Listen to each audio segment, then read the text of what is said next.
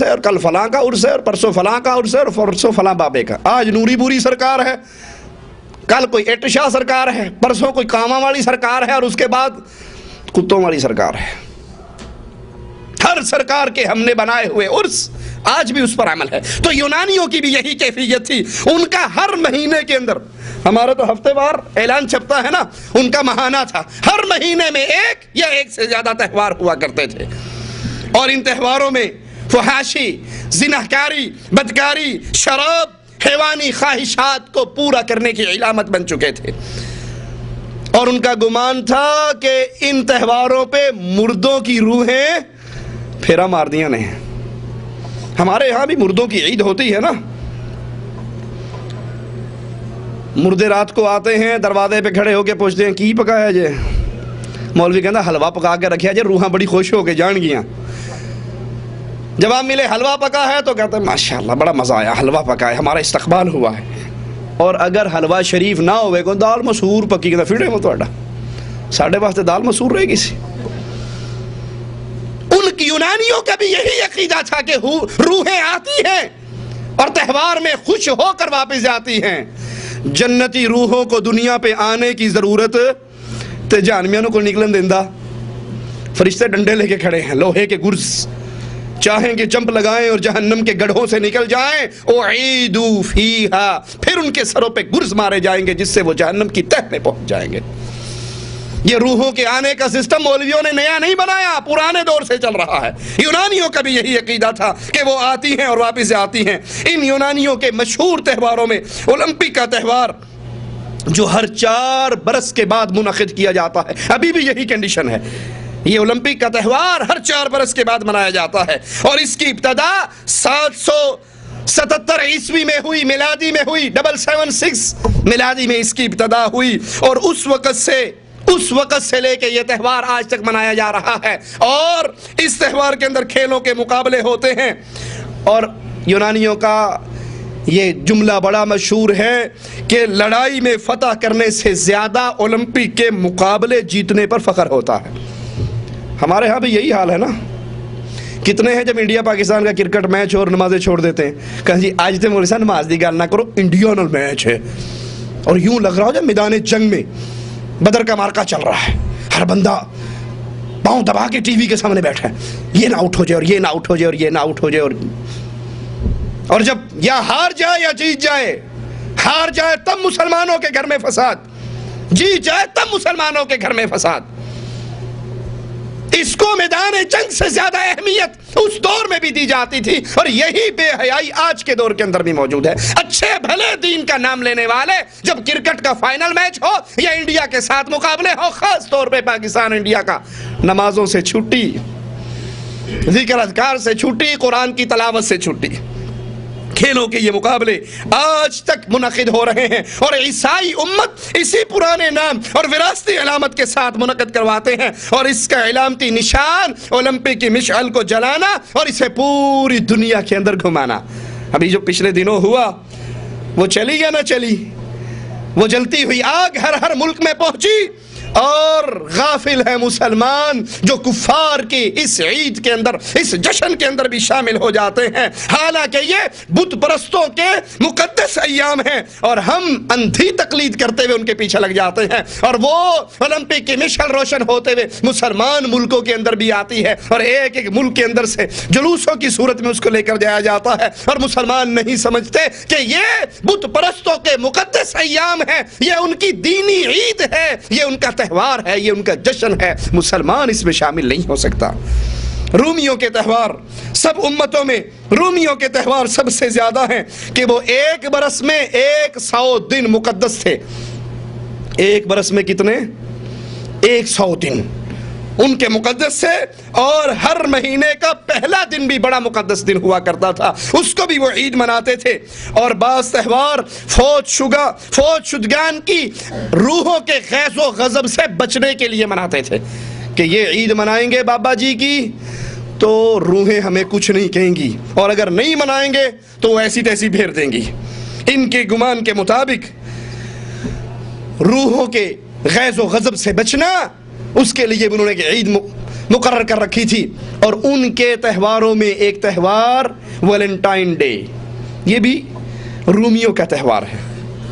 اور افسوس آج مسلمان ملکوں کے اندر بھی یہ بیماری داخل ہو چکی ہے۔ 14 فروری کو کتنے وہ جوڑے ہیں میاں بیوی کی شکل میں یا بے حیاؤں کی شکل کے اندر وہ اپنے محبوب کو سرخ رنگ کے بیگ دیتے ہیں، لڑکیاں سرخ رنگ کا لباس پہنتی ہیں، سرخ گلاب کے پھول کا تبادلہ ہوتا ہے، میاں بیوی کے درمیان بھی اور عاشق اور معشوق کے درمیان بھی یہ بدکاری اور بے حیائی عام ہے۔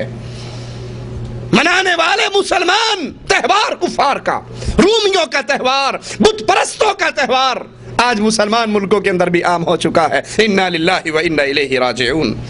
اور یہ تہوار بت پرست دین کے مطابق محبت کا تہوار ہے، جو 1700 برس قبل ایجاد کیا گیا، جبکہ رومیوں میں بت پرستی کا دورہ تھا، رومی بت پرست تھے، انہوں نے اس تہوار کو شروع کیا، اور ان کی حکومت نے ویلنٹائن جو کہ بت پرست تھا، پھر اس نے عیسائیت قبول کی، جب اس کو پھانسی دی گئی، لہذا جب رومیوں نے عیسائیت قبول کی تو انہوں نے اس دن کو شہدائے حب کے نام سے، یعنی محبت کے دن کے تہوار کے نام سے منانا شروع کیا، اور آج تک امریکہ میں، یورپ میں ویلنٹائن ڈے منایا جاتا ہے۔ بے حیائی اور بدکاری ہوتی ہے۔ اس دن لڑکی اپنے لیے لڑکے کو پسند کرتی ہے اور لڑکا اپنے لیے لڑکی کو پسند کرتا ہے، اور ایک دوسرے کو تحائف کا تبادلہ کیا جاتا ہے۔ سرخ رنگ غالب رہتا ہے ہر ہدیے کے اوپر۔ انا للہ و انا الیہ راجعون۔ اور کفار کی دیکھا دیکھی مسلمانوں کے اندر بھی یہ بیماری عام ہو چکی ہے۔ شادی کی پہلی رات کی سالگرہ مسلمان بھی منانے لگ گئے ہیں۔ کتنے وہ ہیں، ان کی شادی ہوتی ہے جس ڈیٹ کو، اگلے سال اسی ڈیٹ کو کوئی اپنی بیوی کو انگوٹھی پہنا رہا ہے، کوئی اپنی بیوی کو سوٹ دے رہا ہے، کوئی اپنی بیوی کو کہ جی یہ محبت کی تجدید ہے۔ ارے مسلمان میاں بیوی میں ہر گزرتے ہوئے لمحے میں محبت بڑھتی ہے، یہ کفار کی محبت ہے جڑے سارا سال بڑھی نو پوچھ دے نہیں تھے، اس دن آگے پوچھ لیندے نے، جنہوں نے گھر میں ایک رکھی ہوئی ہوتی ہے اور بے حیائی کے لیے ہزاروں انہوں نے گرل فرینڈ بنائی ہوتی ہے۔ مسلمان کی 1 ہو، 2 ہو، 3 ہو، 4 ہو، مسلمان کی اتنی ہوتی ہیں جتنی گھر میں ہے، وہ ان کے علاوہ کسی اور کو جانتا۔ امام عبدالعزیز آل سعود رحمہ اللہ کا وہ قصہ بڑا عجیب ہے۔ کسی امریکی صدر نے یا بڑے ذمہ دار نے اس سے کہا کہ تم بڑے ظالم ہو، بندہ ایک ہوندہ ہے، بڑھی 4 رکھ لیندے ہو، ہم دیکھو کتنے شریف النفس ہیں، ہم کتنے ترقی یافتہ ہیں، مہذب ہیں، ہمارے پاس ایک ہی ہوتی ہے، مسکین سے ہیں، ہم ایک نہ گزارا کرتے رہنے ہیں۔ امام عبدالعزیز رحمہ اللہ نے کہا کہ اچھا تمہاری ایک ہے؟ کہا ہاں۔ کہا اس ایک کے علاوہ باہر کن ایک نال رابطہ نے کہا او دا کوئی حساب کتاب نہیں، بیوی ایک ہے اور گرل فرینڈز کا کوئی حساب۔ امام صاحب رحمہ اللہ نے کہا کہ میری 4 ہیں، میں 5ویں کو جانتا، اسلام نے مجھے اجازت دی ہے 4 بیویاں کرنے کی، لیکن اس کے بعد میں 5ویں کو نہیں جانتا۔ تم اپنے گھر میں ایک رکھ کر ترقی یافتہ بنتے ہو، مہذب بنتے ہو، عورتوں کے حقوق کے داعی بنتے ہو، اور پھر سارا سال باہر بدکاری کرتے رہتے ہو۔ یہ شادی کی رات کو منانا، یہ شادی کی سالگرہ منانا، اسی تاریخ اسی رات کو اپنی بیوی کو ہدیے دینا، بیوی خامن کو ہدیے دے، تحفے تحائف دے، اس کی تعلیم محمد کریم صلی اللہ علیہ وسلم نے نہیں دی، بلکہ یہ کفار کی دیکھا دیکھی مسلمانوں کے اندر داخل ہوئی۔ اسی طرح یہودیوں کے تہوار، عبری سال کے آخر میں ہیشا کے نام سے تہوار منایا جاتا ہے، اور اس کے متعلق یہودیوں کا گمان ہے کہ اس میں ذبیح اسحاق علیہ السلام کے بدلے میں فدیہ دیا گیا تھا، حالانکہ ذبیح اسماعیل علیہ السلام ہے، اسحاق علیہ السلام نہیں ہے۔ سوماریہ کا تہوار جسے یہودی یوم غفران یعنی بخشش کا دن کہتے ہیں، اسی طرح 15 اکتوبر کو بھی یہودی درخت کی ٹہنیوں کا سایہ حاصل کرتے ہیں اور اسے مریم کے روزے کے دن کا نام دیتے ہیں۔ 15 اپریل کو عید الفطر منائی جاتی ہے اس مناسبت سے کہ 13ویں صدی قبل بنی اسرائیل نے مصر میں غلامی سے راہ فرار اختیار کیا تھا، اور اس تہوار کی مدت 8 دن ہے، اور مقبوضہ فلسطین کے اندر یہ اب بھی منایا جاتا ہے، اور اصلاح پسند یہودی اپنے علاقوں میں 7 دن تک بناتے ہیں اور بغیر خمیر شدہ روٹی کھاتے ہیں، اس لیے کہ جب بنی اسرائیل فرار ہوئی تھی تو انہوں نے یہ روٹی کھائی تھی، ان کے پاس آٹے کو خمیر کرنے کا وقت نہ تھا، اور آج تک یہودی اس تہوار کے اندر یہ روٹی کھاتے ہیں۔ عید الاصابع کا تہوار، ان کا گمان ہے کہ یہ وہ دن ہے جس میں اللہ تعالیٰ نے موسیٰ علیہ السلام سے کلام فرمایا۔ یوم التکفیر کفارے کا تہوار یہودی سال کے 10ویں مہینے میں منایا جاتا ہے، اور اس تہوار میں آدمی 9 دن کے لیے، غور کرنا یہودیوں کے تہوار پہ، آدمی 9 دن کے لیے دوسروں سے کٹ جاتا ہے، عبادت کرتا ہے، روزے رکھتا ہے، اور اسے ایام توبہ کا نام دیا جاتا ہے۔ 9 راتہ یہودی کاٹا کرتے تھے۔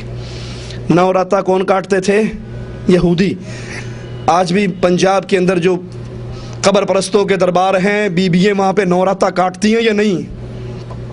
اولاد نہیں ہوتی، اپنی بیوی کو 9 راتوں کے لیے درگاہ پہ چھوڑ کر آ جاتے ہیں،